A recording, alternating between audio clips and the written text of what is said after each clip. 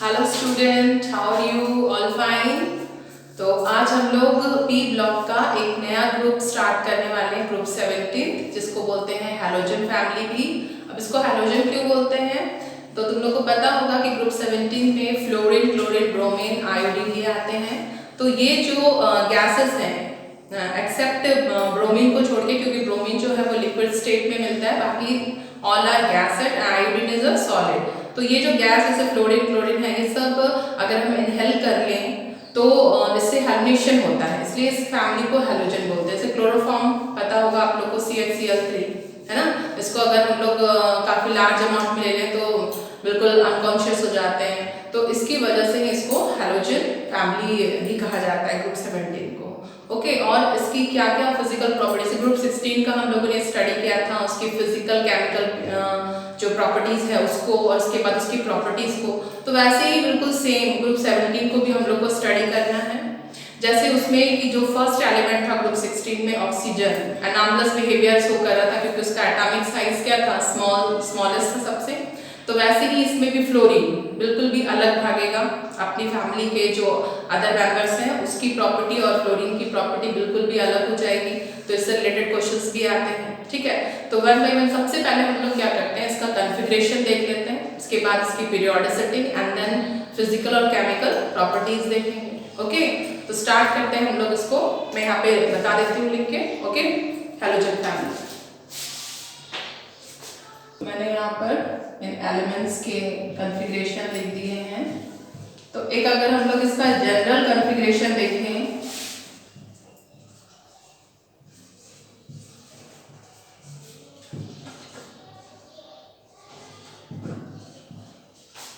तो ये आ रहा है हमारा NH2NP5। क्योंकि यहाँ पर तुम लोग देख रहे हो कि फ्लोरीन से एसिटिन सिर्फ N वेरी कर रहा है, ये वैलेंस शेल होगा इसका फ्लोरीन का, और इस पर क्लोरीन का ये है 3s2 3p and bromine 4s2 4p5। तो सिर्फ नंबर ऑफ शेल ग्रेजुअली क्या होती जा रही है, इंक्रीज करती जा रही है।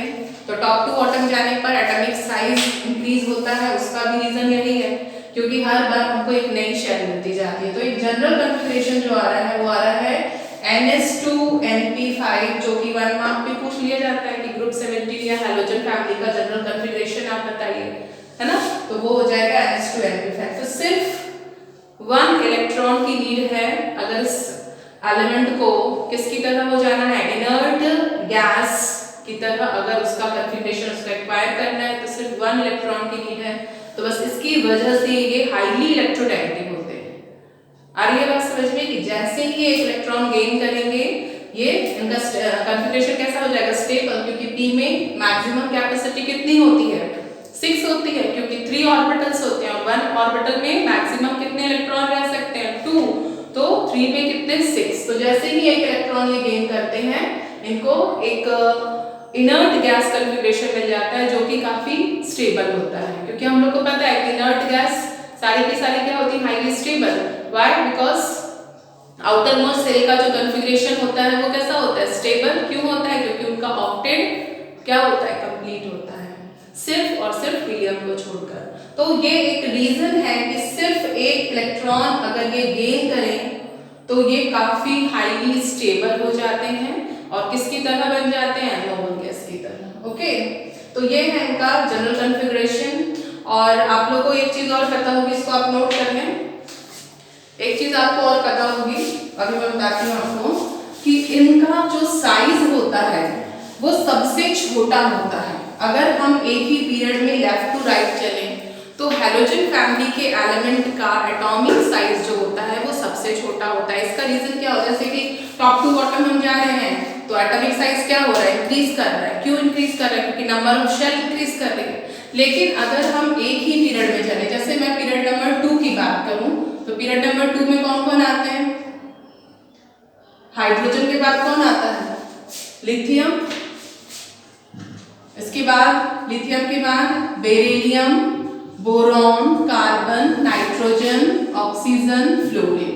ये है ग्रुप 17 जिसकी स्टडी हम लोग कर रहे हैं। तो जैसे जैसे हम लोग पीरियड नंबर 2 में लेफ्ट टू राइट जा रहे हैं, ग्रेजुअली एटम का साइज क्या हो रहा है, डिक्रीज हो रहा जाए, जबकि सभी के पास नंबर ऑफ शेल कितनी है 2, सभी के पास शेल नंबर 2 है। अब मैं क्या करती हूँ कि सभी का स्ट्रक्चर बना देती हूँ एटॉमिक। जैसे लिथियम, लिथियम के पास कितने इलेक्ट्रॉन होते हैं, कितने इलेक्ट्रॉन होते हैं 3, तो 3 होते हैं। तो फर्स्ट सेल में 2 एंड सेकंड सेल में ये n इक्वल टू 2 है, मैं बार बार नहीं लिखूंगी। इसके बाद बेरिलियम का बना रही हूं मैं, तो बेरिलियम को देखा गया कि थोड़ा सा उसका साइज लिथियम से डिक्रीज कर रहा है, जबकि उसके पास नंबर ऑफ इलेक्ट्रॉन कितने होते हैं 4 होते हैं। ये होता है आपका 3, 4, 5, 6, 7, 8 और ये होता है 9। तो ग्रेजुअली हर बार जो है इलेक्ट्रॉन और प्रोटॉन का नंबर, या मैं बोलूं कि एटॉमिक नंबर इंक्रीज कर रहा है, लेकिन साइज जो है वो क्या कर रहा है डिक्रीज। यहाँ पर एक बात और आप लोग ध्यान देना कि सभी में जो सेल नंबर है वो कांस्टेंट है, सभी के पास नंबर ऑफ सेल कितनी है 2 है। तो gradually number of electron increase कर रहे हैं। बोरॉन में यही चीज कितनी हो जाएगी, फर्स्ट सेल में 2 एंड देन 3। अगर मैं कार्बन की बात करूं, मैं यहाँ पे लिख देती हूँ बोरॉन है, बेरिलियम है and this is lithium. Carbon की बात करूं फर्स्ट एंड 2, 3, 4, ये कार्बन हो गया। इसके बाद नाइट्रोजन को मैं यहाँ बना रही हूँ, इसमें आउटर मोस्ट में 5 हो जाते हैं, 1, 2, 3, 4, 5, तो ये नाइट्रोजन हो गया। नाइट्रोजन के बाद मैं ऑक्सीजन को यहाँ पर बना देती हूँ, 1, 2, 3, 4, 5, 6। ग्रेजुअली हर बार 1 इलेक्ट्रॉन सभी में देखो बढ़ रहा है, इंक्रीज कर रहा है। फ्लोरीन की बात करें तो फ्लोरीन में 1, 2, 3, 4, 5, 6, 7, तो ये है फ्लोरीन, ये है कार्बन। इन सभी एटम में जिनके पास नंबर ऑफ शेल सभी में कितनी है 2, 2 है, सभी में सबसे जो स्मॉलेस्ट है वो है आपका फ्लोरीन। तो ऐसा क्यों है भाई, एटॉमिक नंबर इंक्रीज कर रहा है, number of electron proton increase कर रहा है, तो फिर साइज क्यों नहीं इंक्रीज कर रहा है। तो साइज क्यों नहीं इंक्रीज कर रहा है, तो ये चीज आप ध्यान दो कि जितने इलेक्ट्रॉन होते हैं उतने ही प्रोटॉन होते हैं, और ये प्रोटॉन पॉजिटिवली चार्ज होते हैं, इलेक्ट्रॉन नेगेटिवली चार्ज, तो इन दोनों के बीच में क्या होगा अट्रैक्शन। तो जितना ज्यादा प्रोटॉन उतना ही ज्यादा अट्रैक्शन, क्योंकि डिस्टेंस नहीं बढ़ा। मैंने आप लोग को हमेशा बोला कि आप न्यूक्लियस को बिल्कुल भी मैग्नेट की तरह समझो, कि उसपे जो प्रोटॉन है बिल्कुल मैग्नेटिक पावर है, वो जितना ज्यादा प्रोटॉन होगा उतना ही ज्यादा उसका मैग्नेटिक पावर। अगर किसी मैग्नेट का पावर 2 है, और अगर मैंने यहाँ पे समझ लो कि ये एक मैग्नेट है, उसकी पावर मैंने 2 रखी है, और यहाँ पर एक आयरन पीस, तो उसने थोड़ा सा उसको क्या किया अट्रैक्ट किया आयरन पीस को, लेकिन मैंने मैग्नेट की पावर जो है उसको 4 कर दिया। तो अभी सेम डिस्टेंस पे ये आयरन पीस को क्या करेगा, थोड़ा और यहाँ पर अपने और करीब ले आएगा। मतलब जैसे जैसे मैग्नेट की पावर इंक्रीज करेंगे वो आयरन पीस को उतनी ही ज्यादा अपने करीब लाते जाएगा, है ना, अट्रैक्ट करते जाएगा उसको, तो वो उसके फोर्सली उसकी और अट्रैक्ट होती जाएगी। तो यहाँ पर बिल्कुल वही हो रहा है कि नंबर ऑफ प्रोटॉन इंक्रीज कर रहा है, मतलब इफेक्टिव न्यूक्लियर चार्ज इंक्रीज कर रहा है, जिसकी वजह से जो इलेक्ट्रॉन है सेम डिस्टेंस पे रखे हुए सब में, उनको ये जो प्रोटॉन है वो अपनी ओर टाइटली हेल्ड करते जा रहा है, मतलब बिल्कुल अट्रैक्ट करते जा रहा है, जिसकी वजह से जो एटम का साइज है वो श्रिंक होते जा रहा है। जैसे यहाँ पर देखो कि कितने प्रोटॉन होंगे 9, तो ये 9 प्रोटॉन, और यहाँ पर कितने हैं आपके 3, तो 3 की पावर और 9 की पावर आप लोग को साफ साफ समझ में आ रहा है कि 9 की पावर ज्यादा होगी। 9 प्रोटॉन 9 इलेक्ट्रॉन को बिल्कुल जो कि सेम डिस्टेंस पे रखे हैं उसको बिल्कुल तेजी से अपनी ओर अट्रैक्ट कर लेंगे, खींच लेंगे पूरा, और साइज क्या हो जाएगा श्रिंक। तो यहाँ पर याद रखना कि हर एक पीरियड की अगर मैं बात करूँ, जैसे सेकेंड या थर्ड किसी भी पीरियड की बात करूँ, जब हम लेफ्ट टू राइट जाएंगे तो नंबर ऑफ शेल कांस्टेंट हो जाती है, बट एटॉमिक नंबर मतलब इलेक्ट्रॉन प्रोटॉन का नंबर ग्रेजुअली इंक्रीज होते जाता है, मतलब इफेक्टिव न्यूक्लियर चार्ज इंक्रीज कर रहा है, जिसकी वजह से एटॉमिक साइज जो है वो डिक्रीज कर रहा है। क्लियर हो रहा है? ये रीजन है ग्रुप 17 के एलिमेंट्स का स्मॉलेस्ट होने का। ठीक है, अब हम अगर एक ही ग्रुप ग्रुप में जाए, जैसे फ्लोरीन से लेकर हम लोग कहाँ तक गए, आयोडीन तक, तो मैं ये नहीं बोलूंगी कि फ्लोरीन के साथ साथ आयोडीन भी बहुत जुड़ा, नहीं, वो तो टॉप टू बॉटम जाने पर भी तो एटॉमिक साइज क्या होगा, वो तो इंक्रीज करेगा। मतलब पूरे पीरियोडिक टेबल में अगर कोई छोटा एलिमेंट है तो वो है फ्लोरीन, उसी के ग्रुप का आयोडीन उससे बहुत बड़ा होगा, क्योंकि उसके पास नंबर ऑफ सेल कितनी होगी, 7 होंगी, है ना। तो ग्रेजुअली नंबर ऑफ सेल क्या हो रही, इंक्रीज होती जा रही है, सॉरी 6 होंगी। क्लियर। तो मैंने अभी कन्फिगरेशन बता दिया। अब हम क्या करते हैं, इसकी प्रॉपर्टीज पढ़ते हैं।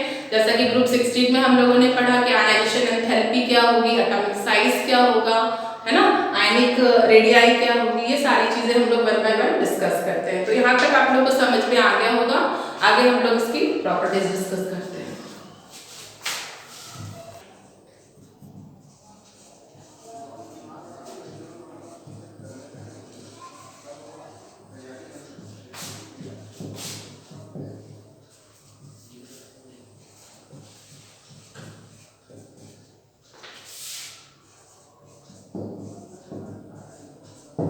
तो ये कुछ प्रॉपर्टीज हैं इसकी, चलिए वन बाय वन इसको जरा देख लीजिए। Size of 17th group element is smaller than 16th group element. तो ये सब पूछ सकता है कि भाई 16th ग्रुप एलिमेंट से क्यों है स्मॉलर, तो इसके पहले मैंने आप लोग को बता ही दिया क्यों, क्योंकि इफेक्टिव न्यूक्लियर चार्ज क्या होता है, इंक्रीज करता है, सेल नंबर कांस्टेंट होता है। इसकी वजह से 17th ग्रुप एलिमेंट की एटॉमिक साइज जो होती है वो 16 से क्या हो जाती है, छोटी हो जाती है। नाउ नेक्स्ट देखिए, they have smallest atomic radii in their respective period due to maximum effective nuclear charge. तो अपने रिस्पेक्टिव पीरियड में इसकी जो एटॉमिक रेडाई है वो सबसे ज्यादा स्मॉलेस्ट हो जाती है। रीजन दिया हुआ है, maximum effective nuclear charge. Clear. Now next देखिए, the atomic radius of fluorine is extremely small. याद रखना, the atomic radius of fluorine is extremely small and it increases on moving down the group. और atomic radius increase करेगा down the group. तो fluorine पूरे periodic table में मैंने क्या बताया, इसकी एटॉमिक रेडियस सबसे ज्यादा स्मॉलेस्ट होती है, बट टॉप टू बॉटम जाने पे ये इंक्रीज करेगी। क्यों करेगी ये सभी को पता चल चुका होगा, मैं बार बार बोल के आप लोग को याद दिला देती हूँ, क्योंकि gradually number of shell increase करता है। नाउ आयनाइजेशन एंथैल्पी को अगर हम देखें तो आयनाइजेशन एंथैल्पी आई होप कि आप लोग को याद होगा क्या होता है, वैलेंस शेल से इलेक्ट्रॉन को बाहर निकालने में जो एनर्जी हम उसको प्रोवाइड कर रहे हैं, जिसमें वो जो हमारा न्यूट्रल एटम था वो किस में चेंज जाता है, आयंस में। तो क्या यहाँ पर वैलेंस शेल से इलेक्ट्रॉन निकालना इजी होगा, क्योंकि एटॉमिक रेडियस क्या है, स्मॉलेस्ट है, बहुत ही ज्यादा स्मॉलेस्ट, तो हमारी आयनाइजेशन एंथैल्पी बहुत ही ज्यादा होगी। क्लियर हो रहा है, क्योंकि एटॉमिक साइज की रेसिप्रोकल होती है। Due to very small size they have little tendency to lose electron. यहाँ पे लिख भी दिया है कि वेरी स्मॉल साइज है, इसकी वजह से इसकी बहुत ही ज्यादा लिटिल टेंडेंसी होती है इलेक्ट्रॉन को लूज करने की। So they have very high ionization enthalpy, इसी की वजह से इसकी आयनाइजेशन एंथैल्पी अपने रिस्पेक्टिव पीरियड में सबसे ज्यादा होती है। Clear. On moving down the group ionization enthalpy decreases due to increase atomic size. तो रेसिप्रोकल है, तो एटॉमिक साइज जैसे जैसे इंक्रीज करेगा हमारी जो आयनाइजेशन एंथैल्पी मतलब इलेक्ट्रॉन को बाहर निकालना हमारे लिए उतना ही इजी हो जाएगा, क्योंकि न्यूक्लियस और वैलेंस शेल के बीच का डिस्टेंस इंक्रीज होने से उनके बीच का अट्रैक्शन फोर्स क्या होगा, डिक्रीज होगा। तो बहुत ही इजीली हम इलेक्ट्रॉन को बहुत ही कम एनर्जी देके भी क्या कर सकते हैं, निकाल सकते हैं। तो फ्लोरीन और आयोडीन में सबसे कम किसकी हो जाएगी, आयोडीन की। Why, because its atomic radius is क्या होगा, बहुत ही ज्यादा लार्ज। ठीक है, ओके, तो इसको नोट कर।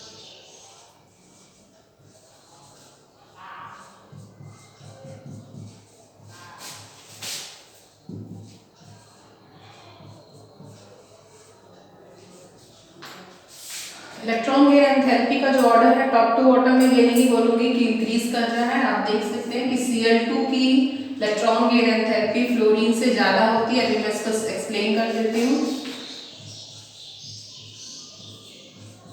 तो थोड़ा सा पहले आप ऊपर समझ लें, इलेक्ट्रॉन गेन एंथैल्पी मतलब इलेक्ट्रॉन को अट्रैक्ट करने की पावर। ठीक है, तो सभी हैलोजन में बहुत ज्यादा होगी, क्योंकि एटॉमिक साइज क्या है, सबसे स्मॉलेस्ट है इनका अपने ही अगर पीरियड में देखें सभी में, जैसे कि सेकेंड पीरियड में फ्लोरीन, थर्ड पीरियड में हम लोग देखें तो क्लोरीन, ऐसे करके ग्रेजुअली जो है अगर हम ऊपर से नीचे जाएं तो होना क्या चाहिए, एटॉमिक साइज इंक्रीज कर रहा है तो इलेक्ट्रॉन गेन एंथैल्पी क्या होनी चाहिए, मिनिमाइज होनी चाहिए, बट ऐसा नहीं होता है।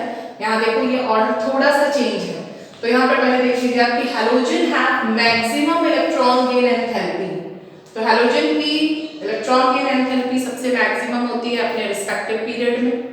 Okay, now this is due to the fact that the atom of this element have only one electron less than stable electronic configuration। तो इसका रीजन यहाँ पे दिया है कि सिर्फ एक इलेक्ट्रॉन की ही कमी होती है, एक इलेक्ट्रॉन लेस है स्टेबल कन्फिग्रेशन इलेक्ट्रॉनिक कन्फिग्रेशन से, तो इसकी वजह से भी इसकी इलेक्ट्रॉन गेन एंथैल्पी क्या होती है, मैक्सिमम होती है। Now on moving down the group, electron gain enthalpy decreases.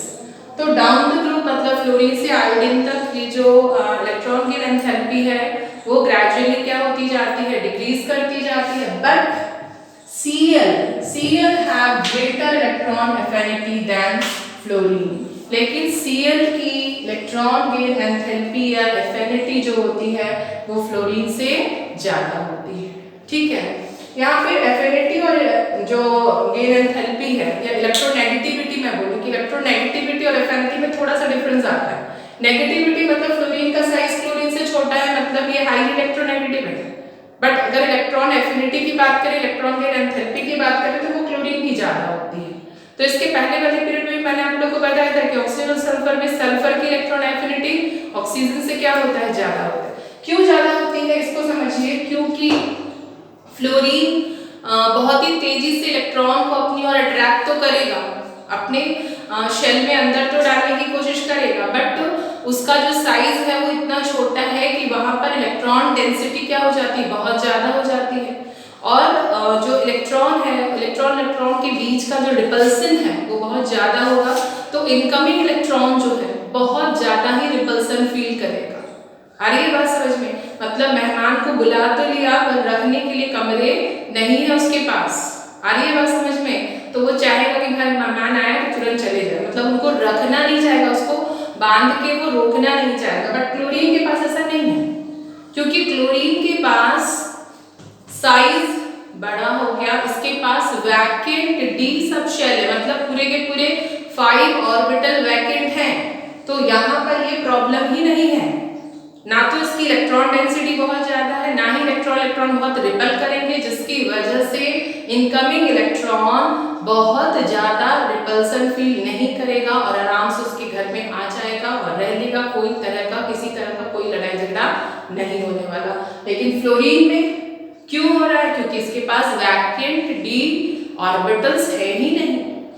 तो रीजन क्या लिखना है आप लोगों को, क्वेश्चन आता है भाई कि इसकी इलेक्ट्रॉन गेन एंथैल्पी जो होती है फ्लोरीन की वो क्लोरीन से क्यों कम हो जाती है, जबकि इलेक्ट्रॉन नेगेटिविटी तो बहुत हाई है, इलेक्ट्रॉन खींचने की पावर तो बहुत ज्यादा है, लेकिन एफिनिटी इलेक्ट्रॉन को अपने घर में रखने की पावर इसकी नहीं है।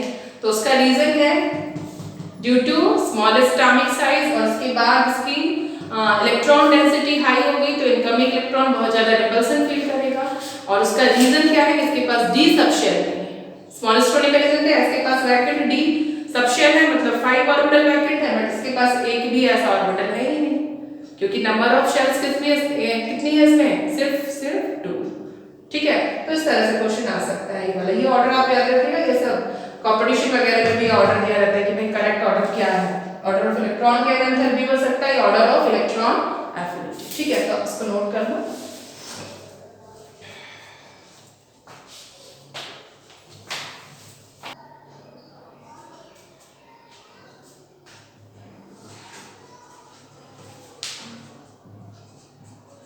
तो ये कुछ प्रॉपर्टीज हैं।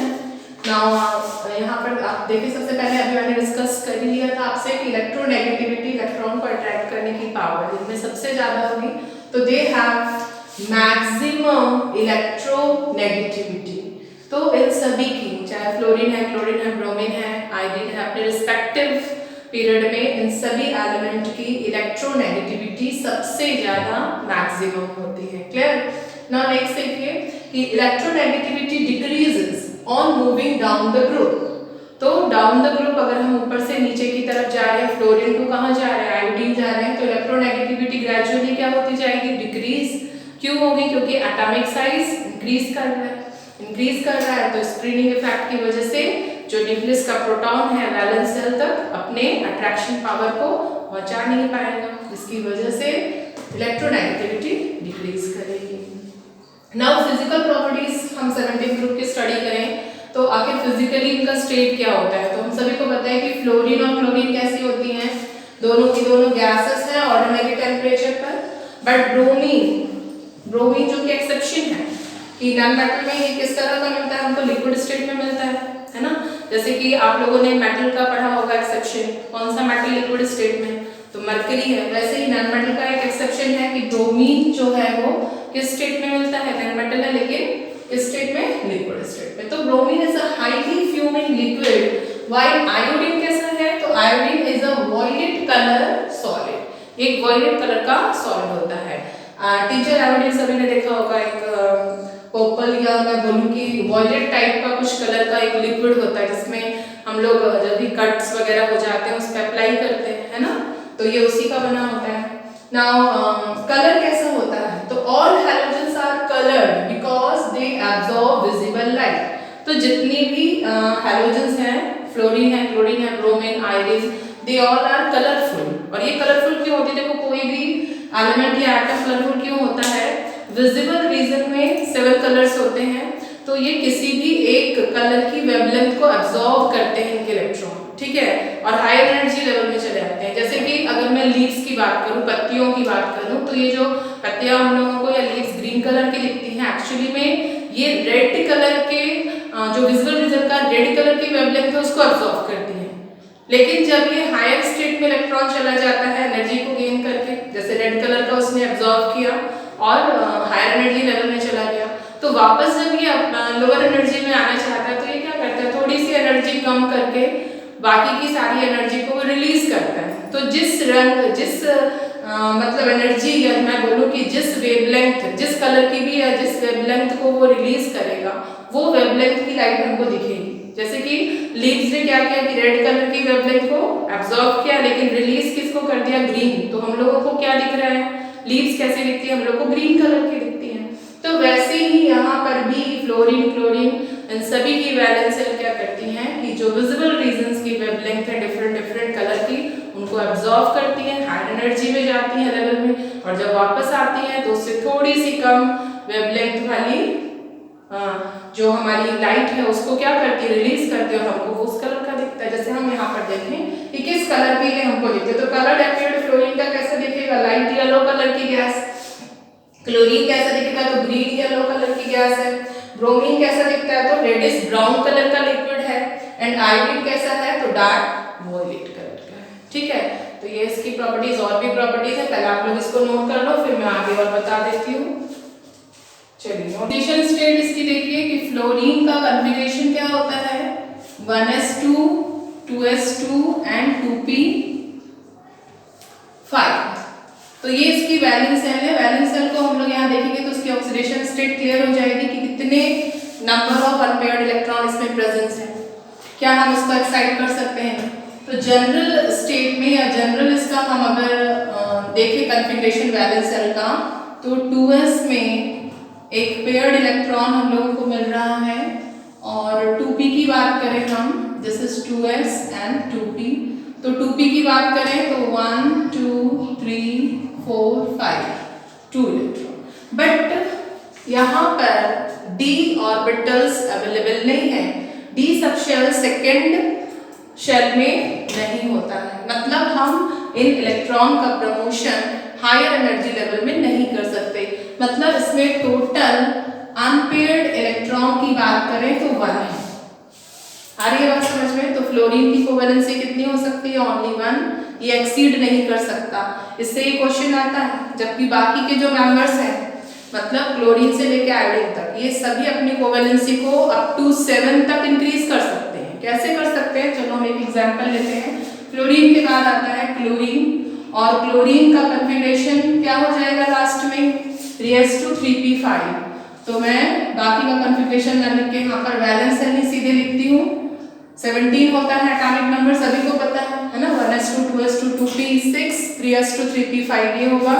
चलो मैं यहाँ लिख भी देती हूँ 1s2 2s2 2p 6, 3s2 3p 5। तो हम सिर्फ वैलेंस सेल को ही लेंगे। तो ग्राउंड स्टेट में जो 3s के इलेक्ट्रॉन है, पेयर्ड इलेक्ट्रॉन जो है उनको आप देखिए, और यहाँ पर क्या है आपका 3p में इस तरह का पेयर्ड इलेक्ट्रॉन, ये 3s और ये हो गया हमारा 3p।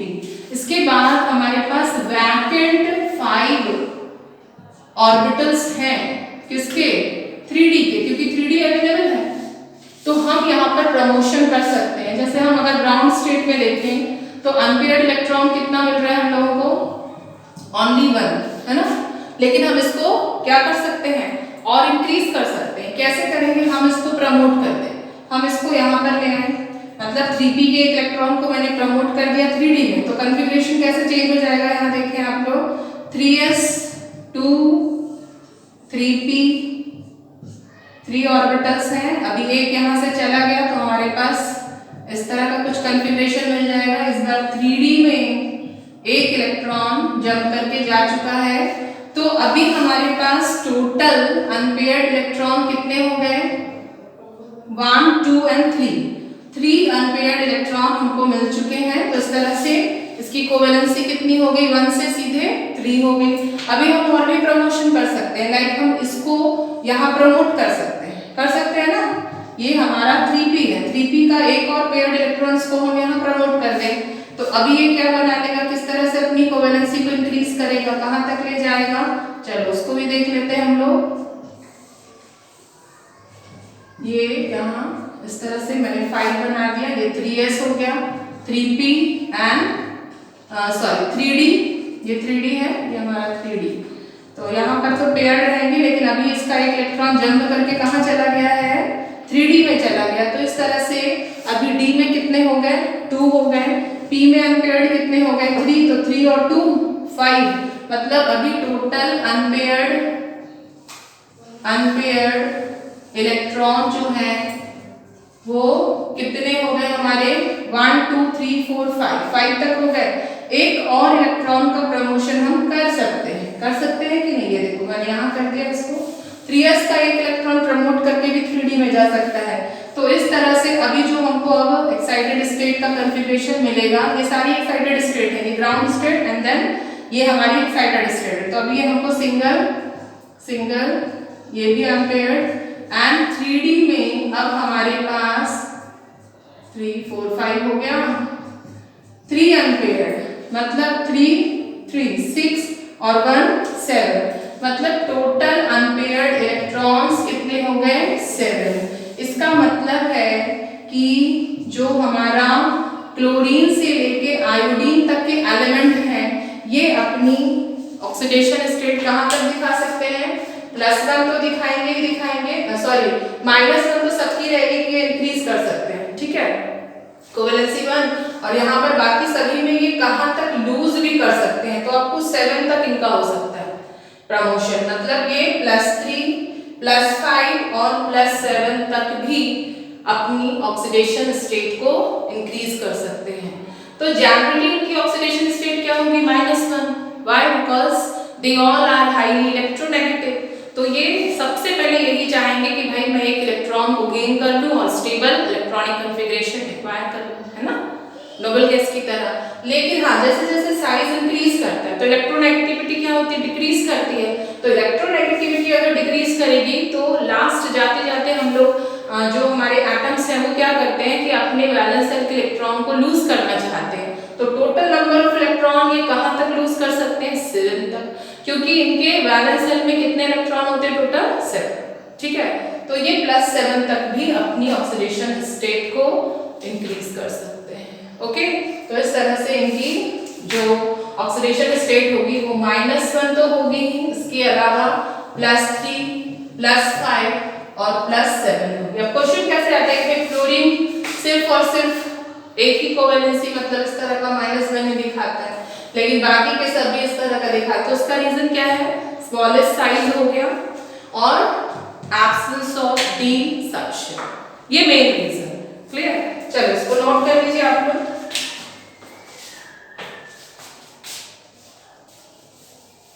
तो इसी के साथ हम लोग की फिजिकल प्रॉपर्टीज ओवर हो चुकी है। अब हम लोग नेक्स्ट में, मैंने हमेशा बताया कि हर पीरियड में जो हर ग्रुप में फर्स्ट एलिमेंट जो सबसे स्मॉलेस्ट होता है तो वो कुछ एनामलस बिहेवियर शो करेगा। तो नेक्स्ट लेक्चर में मैं फ्लोरीन के एनामलस बिहेवियर और केमिकल प्रॉपर्टीज की स्टडी कराऊंगी। तो ठीक है, पढ़ते रहिए। All the very best.